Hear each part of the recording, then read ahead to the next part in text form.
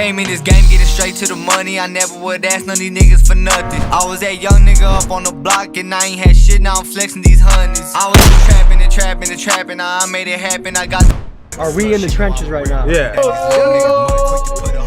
Like a nigga playing putt. Bring them rounds to your door like I work for Pizza Hut. How are you wearing red right now?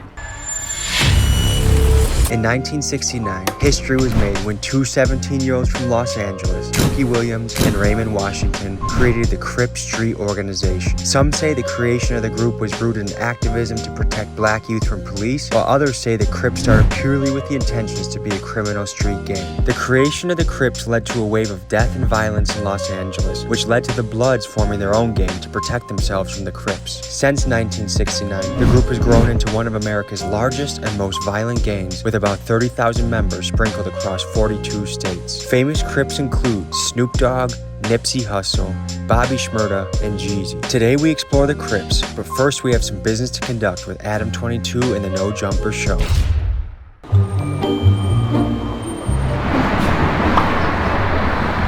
Babak, he's a strong Iranian trainer. Nice to meet you. A man really like made of muscle. Made of steel. Hey, you want to do a little cardio challenge to start this off? Yo, let's go. Let's get this motherfucker on the bike.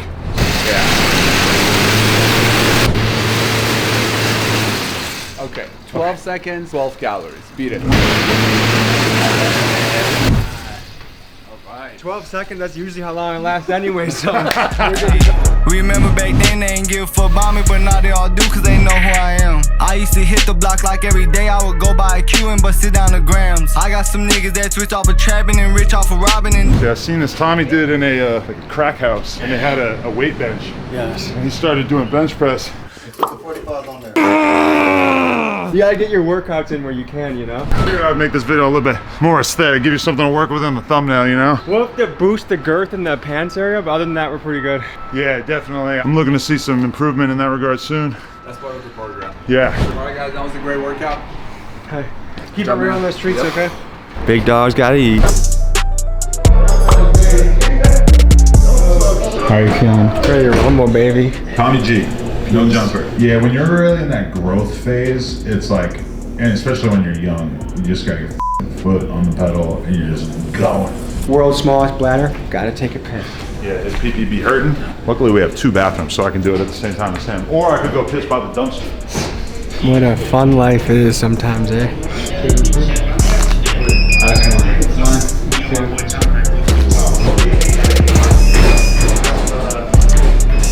Podcasting is my job, balling is my passion. Now we head to the block. Ladies and gentlemen, the time has come to hit the block with the Crips. What I'm always curious about is how people form brotherhood and belonging and their tribes and community. One of the most notorious groups in America are the gangs. And so we're here to get the first-hand experience of what it's like. We're in South Central LA on the Figgy side. I don't know if I'm saying the lingo correctly. This is something that is unique about LA. Like you go other places and there's little cliques, but this is still gangland in LA. So we're gonna explore that. All right, folks, I'm here with a special guest. This is Smac the Boss. Okay, he's real connected in the LA scene. He's a host on No Jumper. Yes, He's sir. in the TDE family. He's been around the world with Schoolboy Just Q and his crew. signed to Big Chief, you hear what I mean? Go get your from there. Can you tell the viewer what to expect tonight? What are we about to get into? Man, tonight finna be a crazy night, man. Yeah, we gonna slide up Figueroa Street, man. Best blade in the world. We're gonna dip down there, and then we come into the ghetto. Right now, we in the trenches. We in my area where I was born and raised. We where Schoolboy Q grew up, I grew up, traffic. This is where it all started at, right here on this block. If you remember, I did that interview with you. Yes. Did it at my mom's house. You That was- feel me? yep. We on 51st Street. This is like a legendary street for me. This what made me. Without this block, I don't know where I'd be. The thing that's unique about LA is they still have a lot of the old gang structure. Where right now it's usually like you might go to Milwaukee, there's 5 or 6 guys here, 5 or 6 guys Right, there. right. But here, everyone's a lot different. Can you Right. tell the people about the politics of the area? We from LA, so like if you evolve allegedly in a gang or something like that, it's certain places you can't go in LA. Like there's a lot of places I can't go and I won't go, even though I could because I'm a grown man, but you can't. It's different from everywhere else because LA started this shit. This is where it come from. And we all came together with this shit as far as like on family shit. It wasn't all about hurting this person or hurting this person. It was about bringing the community together, sticking for each other, making sure like Prime example, this block right here, can't nobody touch nobody on this block. Think you gonna come over here bullying or do none of that, because at the end of the day, we're family. My mama, grannies, everybody like grew up right here. So it's all a family. Like people get the wrong conception about gangs and about all this shit. Like it ain't all negative in it, you feel me? This shit did a lot for me in my life. What's up, big dog? I'm Tommy. What's up, Nice to meet you. I'm TF. I'm from right here. You know, we in South Central. How sketchy of an area is this? It's scandalous. Everything's scandalous. Yeah. You know, we solid though. We good. Yeah. But, you know. And did you see violence as a kid? Walk me through that. What was that like? What'd you see? One of my close friends died right here, right in front of the bakery at the bus stop. And what was the story there? You know, street shit, TRP the mayhem and all that. You know, but he died at a young age. We was all kids at the time. You know, just growing up in in Los Angeles, that's the narrative. But right now, you know, what Smac doing, like he said, got an opportunity to paint a new picture. So that's what we doing. From an outsider looking in, I'm curious. Everything is a yin and yang to it, a positive and negative. Yeah. What are the pros of being in a crew and what are the negatives? The pros have been in it is I got a gang of homies that got my back no matter what. Whether I'm right or wrong, they gonna rock with me. You feel me? The bad part of it, been in the game, is you gotta go through what I went through, being shot up 9 times, 6 times in a coma. That's the bad part of it. That's why I don't push that energy out for nobody to join a gang. Like I said, I come in peace and I push that, and I've been pushing, I come in peace. The gang, I don't advise nobody to do it, but I already done made my chapter in my book. This is a chapter in my book. So when I leave this earth, all this is just a chapter in all our books. Whatever we went through in life is a chapter in our book. I see you got a sweatshirt that says the trenches. Right. Are we in the trenches right now? Yeah, most definitely. So what's the crew called? What's the crew called? You know, we ETS, everything, scandalous, fake side, you know, all that, right here, 51st. What does this crew mean to you? It's family, you feel me? Like, we all came together when we had nothing, we didn't know nothing. So we figured it out, and now we going with the plan. How are you wearing red right now? Is that something that's not legit? Because I've always heard if you're part of one squad, you can't wear a certain color. Is that all bullshit, or educate me? I'm a Milwaukee boy. I'm not wearing no.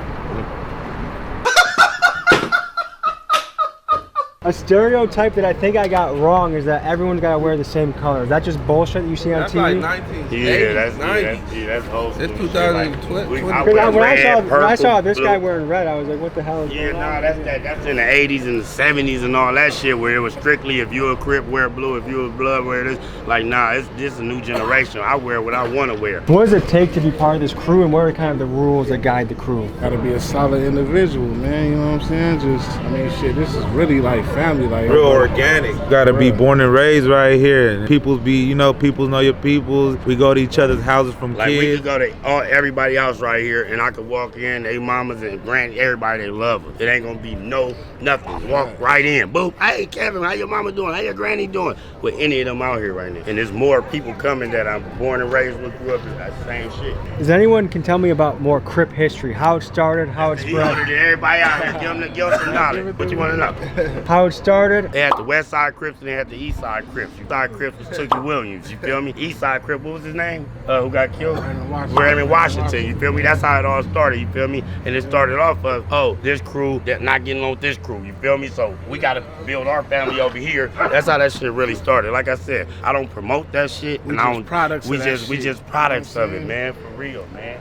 I don't know if I have dance moves that are gonna impress anybody, but I hear there's a particular walk in this community. Oh yeah, we got the stumps, man. We started that stump, man. What you is feel that? me?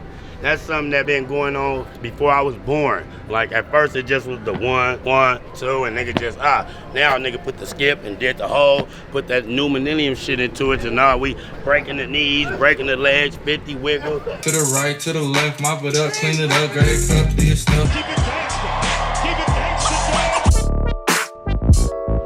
Been around, like before I was born. All we did was put a little twist on it, and you feel me, amped it up some more. This is called The Hoover Stomp. And what does a Hoover Stomp look like? Can you do it one more time? Oh yeah, man. It seems to me, from an outsider looking in, that there are other people in the city that you could be friends with if you simply grew up next to them, but because you grew up in different spots. Nah, it's a gang of people out here we friends with. It's just certain people that don't like us, we don't like them. Is that something that will ever be fixed, or will it always It'll be like fixed, that? but it's gonna be fixed once I'm dead and gone, and my grandkids and their grandkids gonna be here. But eventually, it's gonna change because the game stay the same, but the players in the game change. The game always gonna be the game. So does anyone ever say, you know what, I think we would be stronger together than apart? Of course, that's why we did the whole they did the peace treaty, and I was around in that era. I remember that shit. Eventually, it's gonna happen again, but I just feel like when it happens, we're not gonna be here to see it, but our great grandkids and grandkids would be here to see it. But right now, in time right now, nah, man, it's too much in shambles. Everybody got their pride. Everybody wanna be the big dog. Everybody feel like they ain't gotta listen. So to them, but we ain't gonna see it, but it will be a change though, for sure. Like over the long term, the impact on the community, positive, negative, or a little bit of both? Like where do you see all this going? If one guy gets a guy from another crew, well, then they're gonna get back, and then they're gonna get back, and then it never ends in sight. What do you think about that? Motherfuckers need to get some money and they won't be out here killing. Don't need broke niggas out here killing, man. Get some money, man. You won't even think about that. You gonna wanna live life.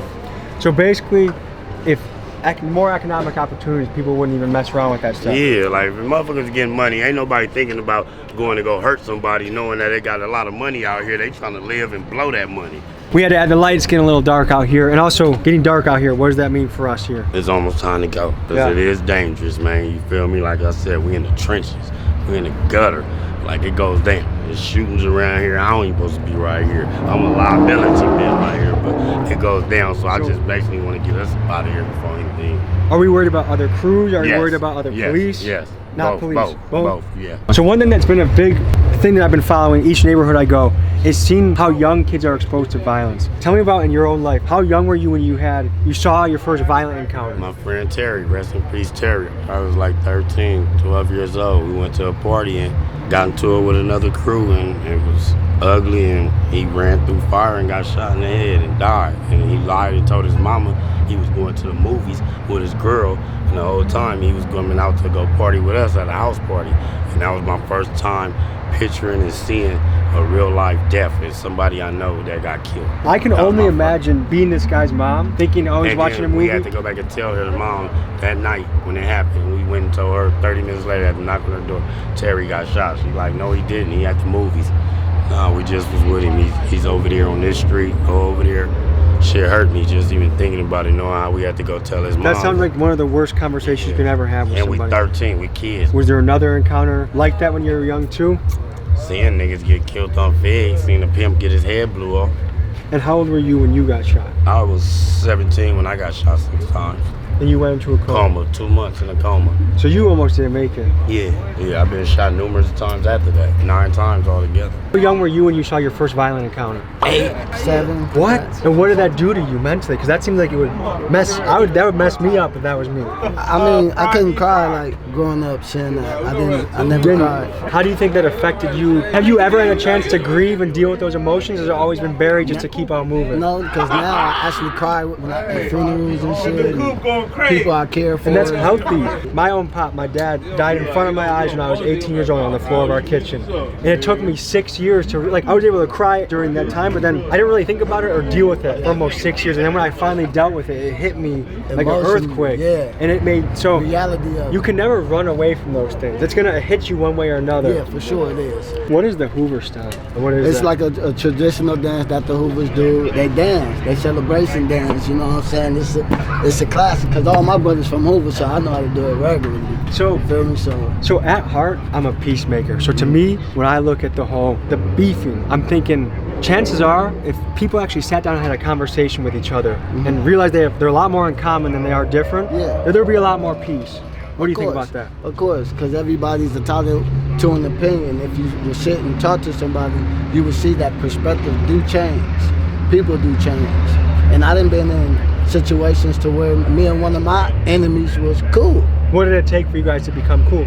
We had similarities of life, like certain common things. People like, oh, okay. How do you even get close enough to know, like, because I actually went to jail. Yeah. And I did a lot of time in prison. And, and going back and forth, you meet people, whether you fight them, then become cool with them. So then when you make peace with somebody and then you come out and then the rest of the crews are still Yeah. Is that a hard thing to manage in your head? Yeah, because it's kind of like stupid. You know what I'm saying? I admit it's stupid.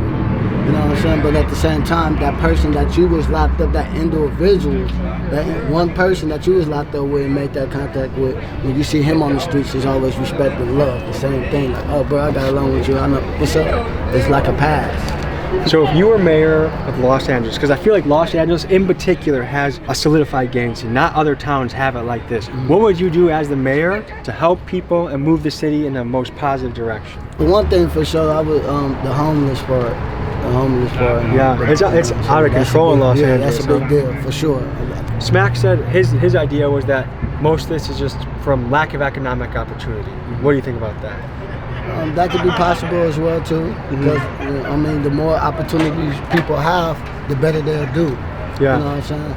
Instead of like, you know, trying to seclude them or dissect them from a situation where they can't adapt to nothing but their environment. Hey, I appreciate talking to you. Nothing, man. Thank you so much. If you were mayor, what would you do? If you wanted to move the city forward in the best direction possible, what would you do as mayor? Give out a lot of jobs so they ain't got to be out here in the streets trying to sell dope and drugs. What final thoughts do you have to the camera? Anything you want to plug? Anything you want to say? Go tune in to Back on Fig, man. You feel me? It's going viral right now. Just go tap in with the 50s. There's a lot of good people that come from here. What advice do you have to the youth? Don't gangbang. Go to school. Go to college. Find a sport and go hard at it. Have we been pressing our luck by hanging out here a long time? Yes, we have. Is it time to wrap it up? Yeah. All right. I'll see you guys next week. Love you guys. See you soon. Doing some scams. I got the whole fucking city behind me. They say I'm the GOAT, now I need me a lamb. I got this shit popping out of the creek. Remember back then I ain't know where I be. Constantly thinking about death or prison, cause I did a whole lot of shit in these streets. I was the one robbing all of the plugs. Go ask them folks what they heard about me. I'm really living this shit that I